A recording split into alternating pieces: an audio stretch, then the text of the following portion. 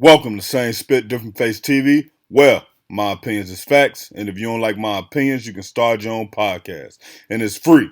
So don't forget to spit on the like button, the subscribe button, and the notification. If you clicked on this video to hear about P. Diddy trial corruption, I need you to hit that like button. If you're new to the channel, hit the subscribe button. And to my cinema cronies, drop the flex emoji in the comments. Now, when we look at the Diddy trial, they trying to get rid of the one male black jury that's up there because, in my opinion, the feds feel like he has the most credibility to get rid of Sean's charges and help him walk free.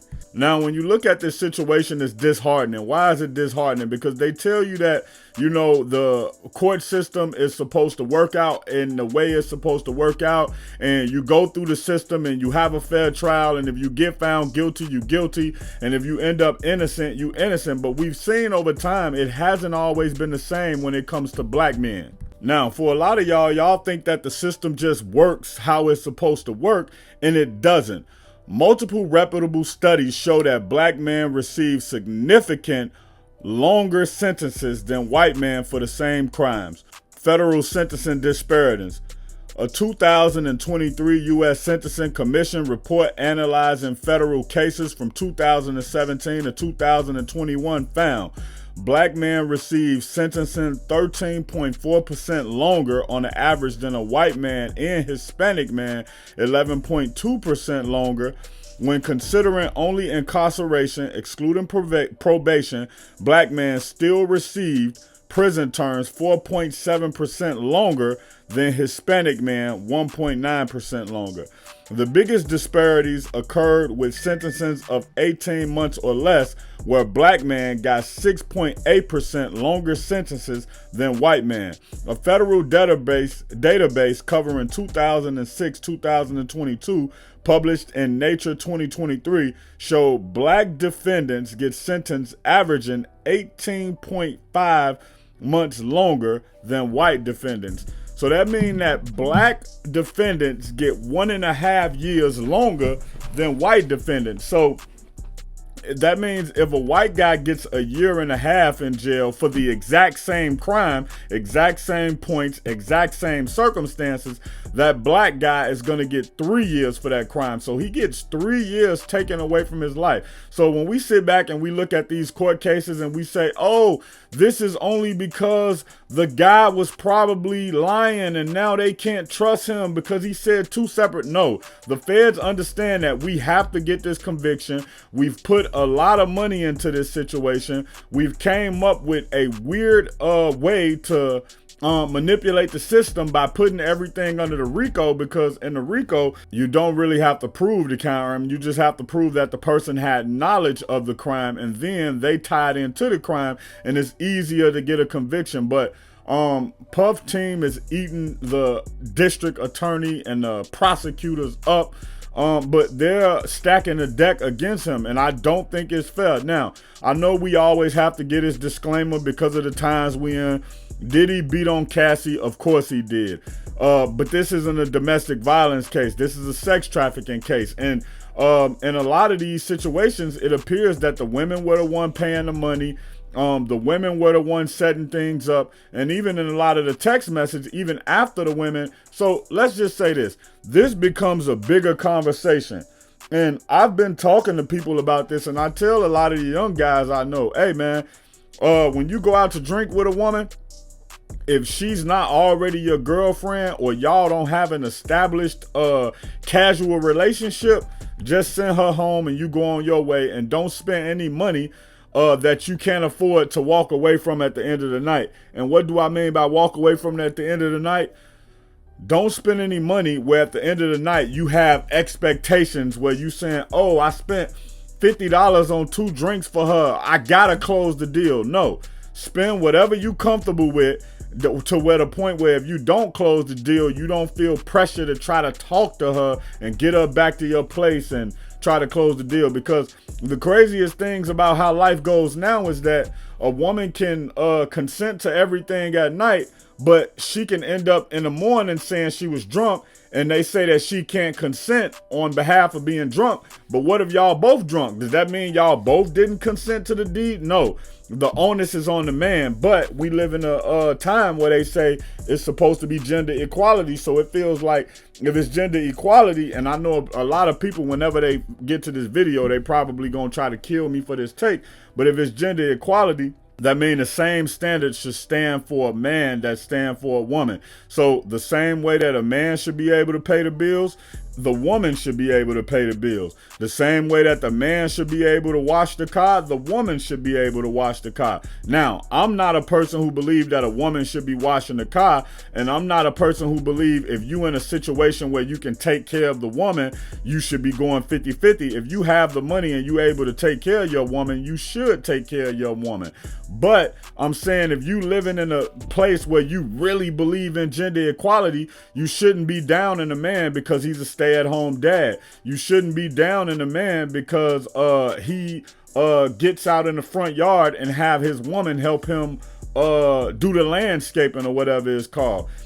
We have to have true gender equality if we gonna have it. And when we look at it, a lot of times, and I'm not just speaking about the Diddy situation, but a lot of times in life, women are not held accountable for the same situations as men are. And I'll be honest, I don't believe that women should be held accountable the same as men should be held accountable. I believe that men should be held accountable and held to a higher standard than women in a lot of situations. I won't say all, but in a lot of situations. So when it comes to the situation of like sex trafficking and sex and domestic violence, I do believe that man should be held to a higher standard. If a woman hits you, unless she's trying to kill you or hurt you, I believe that you should be able to walk away. I believe that you should have the emotional maturity to be able to just ignore what she's doing to you. But hey, also, if you want equality, you can't say that a woman can hit a man and then that man shouldn't be able to defend himself or hit that woman back. Now, keep in mind, I did say I believe that the man should be able to walk away from that situation. But if you living in a time where you say you believe in gender equality, you can't also be mad at the man for defending himself or the man who hits the woman back who hit him first. And again, I'm not talking about the Cassie situation. I'm just talking about the corruption in the system and the corruption in the way that the system is set up and the way that they trying to lean the system towards being set up. But taking that black guy off of that trial greatly hurts Diddy's chances of getting a not guilty verdict. And a lot of times when you look at these situations and you in court, man, and I told y'all this in my last video, that judge who is on the bench now, he is not there to call a mistrial. He is not there to call this thing fair. He's there to make sure that it get through all the way to the end, no matter what happened. The state has spent too much money on this case. The feds have spent too much money on this case for it not to get to a verdict, and to be honest, for it not to get to a favorable verdict. When you look at this situation and you go, let's just say if Diddy ends up doing 3 years, he appeal it and he get found not guilty. Well, the feds will be able to say, hey, we did what we were supposed to do. We made him pay for his crimes. And unfortunately, because of the way the system is set up and because he has money and because he has influence, he was able to beat these charges that a group of his peers felt like he was getting. And it's not a group of his peers. A lot of times when you look at these juries, these people don't even come where you come from, so they can't even understand the mindset. They can't even understand the things. And I'm not saying that crime isn't crime. I'm just saying a lot of times it's nuance when it comes to crime.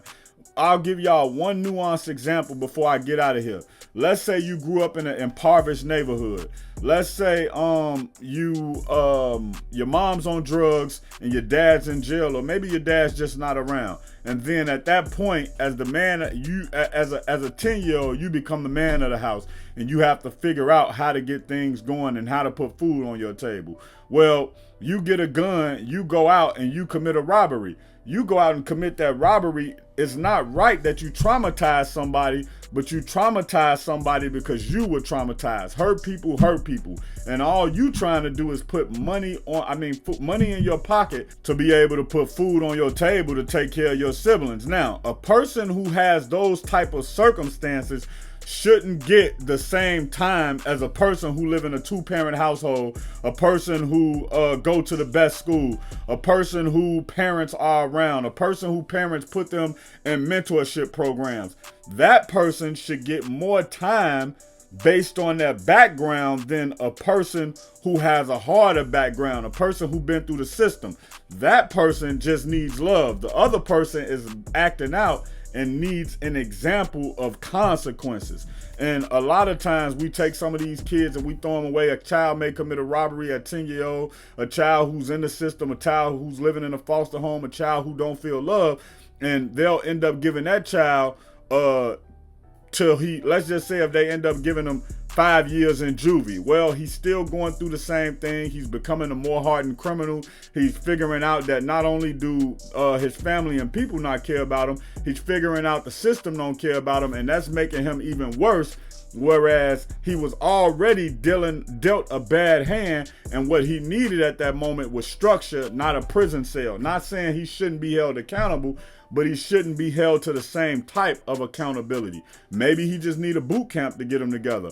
Maybe he need a boot camp plus a new family to go live with outside of the state that he lives in, who's going to treat him right and teach him better. But that's just my example of how the system mess up. And like I told y'all already, black men receive sentences 13.4% longer on average than a white man. Can you imagine that? So 13% longer than a white man. So just do that math and you'll see how the system isn't set up and how this is actually corruption at the highest point.